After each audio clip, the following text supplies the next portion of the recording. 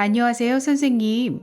서울에 살고 있는 1965년생 부부가구입니다. 국민연금을 받으려면 아직 5년 정도 남았는데 남편이 은퇴해서 생활비가 부족하기도 하고 국민연금을 64세에 받으면 100만 원 정도를 받을 수 있겠지만 국민연금 때문에 피부양자 탈락하고 기초연금을 못 받게 될까봐 걱정이 많답니다.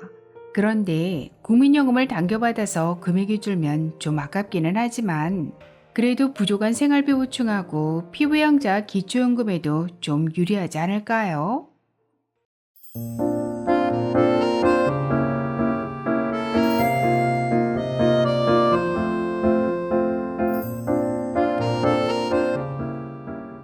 안녕하셨습니까? 행복한 인생 이막 알베르토입니다. 현재 기초연금과 노령연금은 동시에 받을 수 있을까요? 그리고 노령연금을 당겨받으면 피부양자와 기초연금엔 유리할까요? 아니면 불리할까요? 오늘은 국민연금공단에서 알려주지 않는 피부양자와 공적연금의 비밀을 아주 쉽게 설명해 드리겠습니다. 본격적인 설명에 앞서 오늘 영상에서 등장하는 용어를 쉽게 정리해보면 1. 노령연금은 국민연금을 10년 이상 가입한 사람이 수급 개시 연령이 되었을 때 받을 수 있는 연금이므로 노령연금과 국민연금은 같은 연금입니다. 2. 기초연금은 만 65세 이상 소득 하위 70%인 어르신들께 매달 33만 4,810원까지 지급하고 있는 노인수당이라고 할 수 있습니다. 3. 피부양자는 건강보험료를 내지 않아도 건강보험 혜택은 그대로 누릴 수 있는 어르신들께는 가장 좋은 복지제도입니다. 4. 조기노령연금은 국민연금, 즉 노령연금을 수급 개시 연령보다 최대 5년까지 당겨받을 수 있는 제도인데요. 1년 당겨받을 때마다 5%씩 감액돼서 최대 5년 30%까지 수령액이 줄어드는 제도입니다. 5. 연기노령연금은 국민연금, 즉 노령연금을 수급 개시 연령보다 최대 5년까지 늦게 받을 수 있는 제도인데요. 1년 늦게 받을 때마다 7.2%씩 감액돼서 최대 5년 36%까지 수령액이 늘어나는 제도입니다. 6. 국민연금 연계 감액은 국민연금을 기초연금 기준연금액의 150%를 초과해서 받을 경우 기초연금의 최대 50%까지 감액하는 제도인데요. 2024년 기준 국민연금 연계 감액의 기준금액은 국민연금 50만 2,200원입니다. 그럼 오늘 의뢰인 부부의 상황을 정리해보면 남편께서는 만 64세에 노령연금을 100만원 받을 예정이지만 현재 생활비 부족과 피부양자 자격 그리고 기초연금과의 연계 문제 때문에 5년 조기 노령연금 신청을 고민하고 계신 상황인데요. 5년 조기연금을 신청하시면 1년에 5%씩 수급액이 줄어들어서 5년을 당겨받으면 30%가 줄어들게 되므로 노령연금을 59세부터 70만원씩 받게 되십니다. 다음은 조기노령연금이 건강보험 피부양자에 미치는 영향을 설명드리면 2014년 현재 피부양자 소득 요건은 연간 합산소득 2천만원 이하여야 피부양자 자격을 유지할 수 있습니다.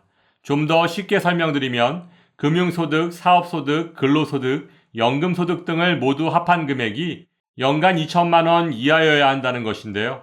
불행히도 국민연금, 즉 노령연금은 기본공제 없이 100% 합산소득에 반영되므로 피부양자 자격 유지에 가장 불리하다고 할 수 있습니다. 따라서 오늘 의뢰인 부부의 경우 조기 노령연금 신청으로 노령연금 수급액이 30만원 줄어든다면 피부양자 자격 유지에는 유리하게 작용할 것으로 판단됩니다. 단 노령연금은 매년 물가 상승률을 반영해서 조금씩 인상되고 있으므로 연간 합산소득을 2천만원 이하로 유지하시는데 참고하시기 바랍니다. 다음은 조기노령연금이 기초연금에 미치는 영향을 설명드리면 조기노령연금의 신청으로 월 급여액이 70만원으로 줄어든 상황에서 만 65세의 기초연금을 신청하신다면 소득인정액이 30만원 줄어드는 효과가 있으므로 기초연금 수급에는 유리하게 작용한다고 볼 수 있습니다. 마지막으로 조기노령연금이 국민연금 연계 감액에 미치는 영향을 설명드리면 국민연금 연계 감액에 적용되는 기준은 조기노령연금을 신청하기 전에 원래의 수급 개시 연령인 64세에 받을 예정이었던 금액, 즉 100만원이 반영됩니다. 따라서 조기노령연금은 국민연금 연계 감액에는 아무런 영향을 미치지 않는다는 점 꼭 기억하시기 바랍니다.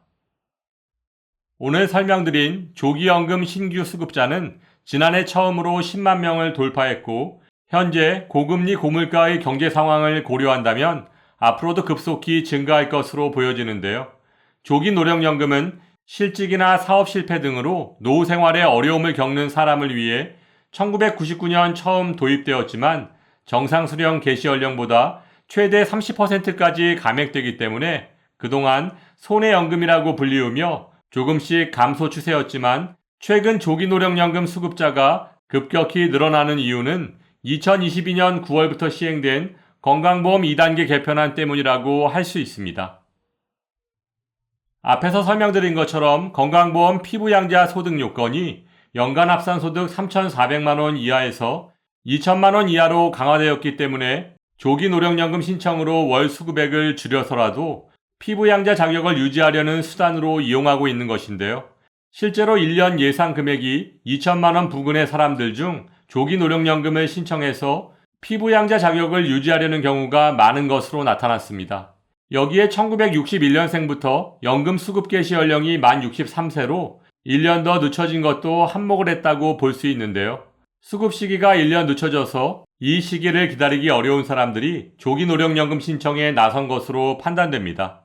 아울러 현재 정부와 국회에서 논의되고 있는 대로 수급 개시 연령을 만 68세로 늦추는 국민연금 개혁안이 추진된다면 퇴직 이후 국민연금 수급 개시 연령까지 소득 단절 기간이 갈수록 길어질 수밖에 없고 이로 인해 조기노령연금 신청자는 더욱 가파르게 증가할 것으로 예상됩니다.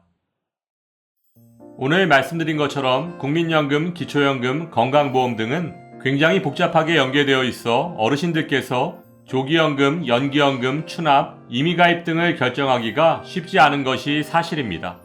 여기에 국민연금공단에서는 무슨 영업 비밀이라도 되듯이 쉬쉬하며 중요한 정보를 어르신들께 적극적으로 공유하고 있지 않은 현실을 보고 있노라면 연금개혁이라는 것이 투명한 정보 공개와 어르신들의 의견을 보다 충실하게 반영하는 것부터 시행되어야 하지 않을까요? 상식이 통하는 세상이 되기를 바라며 오늘도 알베르토가 어르신들의 행복한 인생 2막을 응원하겠습니다. 행복한 하루 되세요. 좋아요, 구독, 그리고 알림과 공유는 좋은 콘텐츠를 만드는 힘이 됩니다.